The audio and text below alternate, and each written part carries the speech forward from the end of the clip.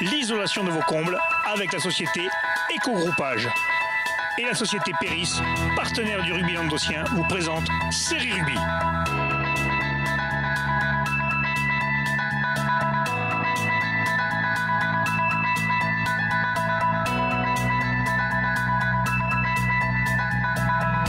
Bonjour mesdames, messieurs, bienvenue à Fédéral Rugby, votre émission sur les fédérales en Languedoc. Avec mon chroniqueur, bonjour Michel.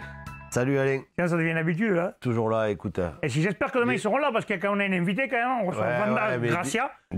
Dès qu'il y a des filles, il y a du monde qui. Ah, mais là, tu vois, c'est impressionnant ça. Là, tu vas voir le vieux Cazorla, il va se pointer, Guillaume va être là. À tous les coups, ouais. C'est comme ça. Allez, mais on va parler des matchs qui ont lieu ce week-end. On va commencer par la Fédérale 3, 32e de finale, retour. L'Aviron-Gruissanais recevait Cavaillon, victoire de l'Aviron-Gruissanais, 29-10. Arpajon-Vénaz recevait Thuir, c'était le match retour aussi. Défaite de Thuir, 10-19, mais qualification. Nègrepelisse recevait les Plages d'Orbe, victoire de Nègrepelisse, 18-8. Et victoire après tir au but 8-7, donc Plage d'Orbe éliminée. Le Stade Pissé-Noir recevait Aix-Université, victoire 14-9, donc du coup tir au but, défaite 3-2, donc éliminé. Jacou se déplaçait à Coraznaï, défaite 22-15, donc du coup éliminé. Ça fait beaucoup d'éliminés, Michel. Ouais, écoute, on a eu des scénarios incroyables quand même ce week-end. Déjà deux matchs au tir au but. Deux matchs avec égalité parfaite après c'est rare, ça. Match aller-retour. Mais là, il n'y en a eu que deux sur toute la France ce week-end. Eh bien, ils sont chez nous. Ils sont chez nous. Donc, voilà. On se posait des questions sur le niveau de la Fédérale 3. De la poule 11, là, de Fédéral 3. En définitive, il n'était pas si mal que ça, parce qu'à l'arrivée, tu accroches tout le monde. Exactement. Tu as deux qualifiés. Ouais, on voit que tous ceux qui ont été éliminés sont passés très très près, alors notamment Pézenas.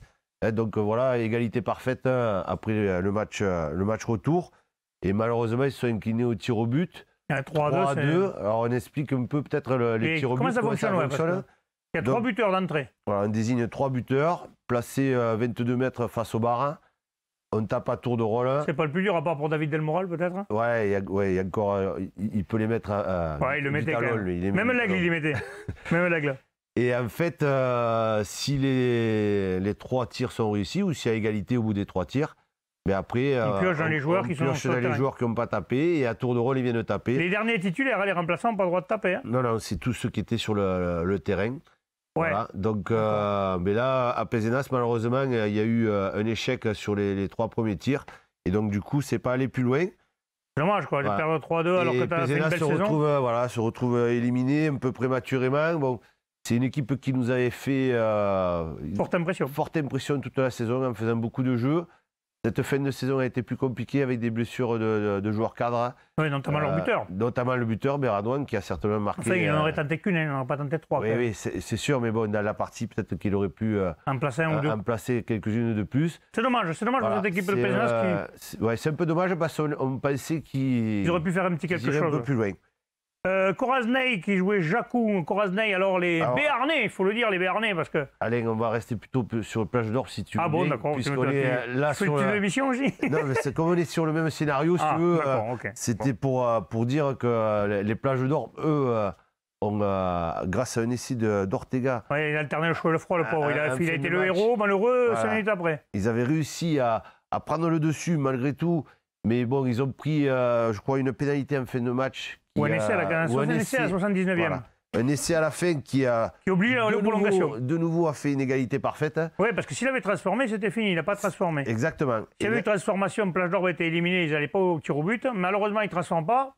Heureusement pour Plage d'Orbe à ce moment-là. Mais bon, ils vont tir au but. Il y a eu un suspense incroyable parce que là, par contre, les tirs au but, il y a eu 8 tirs à 7.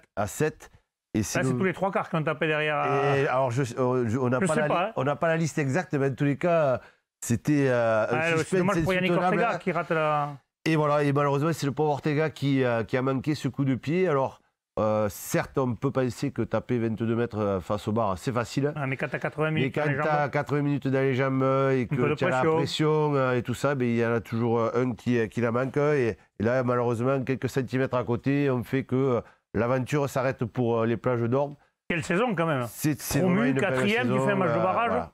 C'est beau quand même. Une équipe promue qui finit juste comme ça. C'est rageant même. Ouais, c'est un peu dommage, mais je pense que les joueurs peuvent être fiers de leur saison. Ouais, je pense aussi. Bon, on parle de Koraznaï ou pas alors? Allez, on peut parler Allez, Koraznaï contre Jakub, victoire 22-15. Les Béarnais. Les Béarnais qui s'accrochent au basque. Hein. Oh, c'est bien. Moi, j'en ai plein les basques qu'on les appelle Béarnais. Voilà, mais bon. Donc ça, c'est le petit année. Et Jakub qui avait fait un bon truc parce qu'il menait 15-0, je ne sais plus, 15-7, un truc comme ça. Et puis c'est Koraznaï qui a fait un bon retour et qui a gagné le match. Quoi. Ouais, il avait déjà gagné au match aller à Jakub.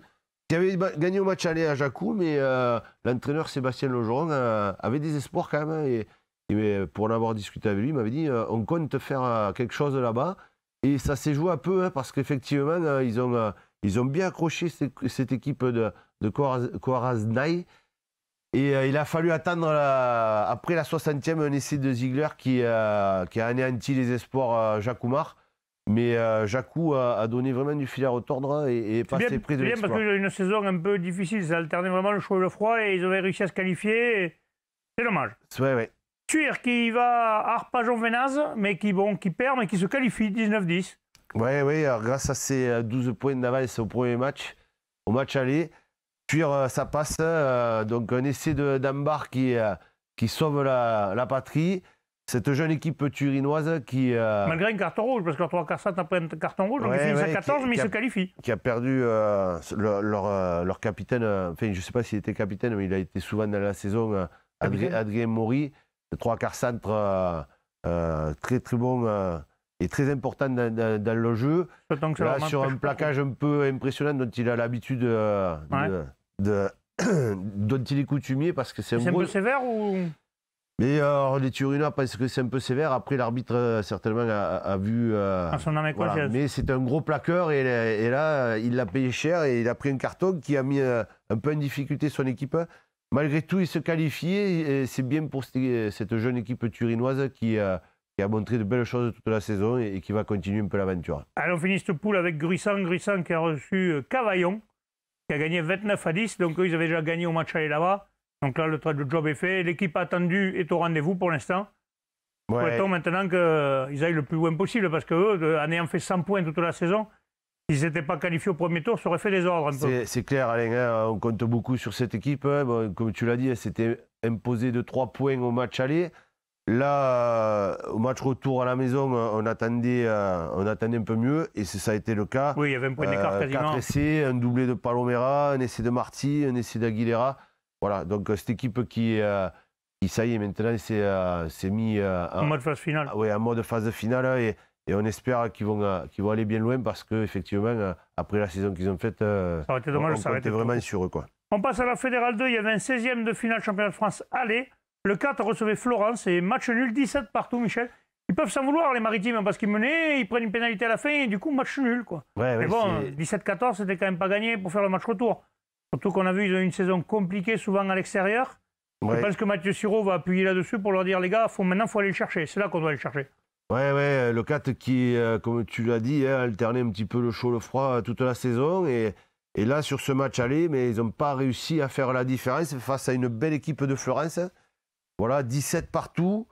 Le match retour s'annonce compliqué. Il va falloir s'imposer à l'extérieur.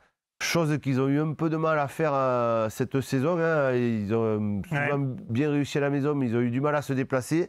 Là, ils n'ont plus le choix. S'ils veulent continuer l'aventure, il va falloir soit faire tu gagnes là, soit tu vas à la plage. Hein. Voilà. Donc, mais après, c'est une équipe qui a du caractère et du potentiel. Ils ont le matériel pour aller gagner un match là-bas. Hein. Ouais, ils sont capables, je pense aussi. Donc, on va leur souhaiter.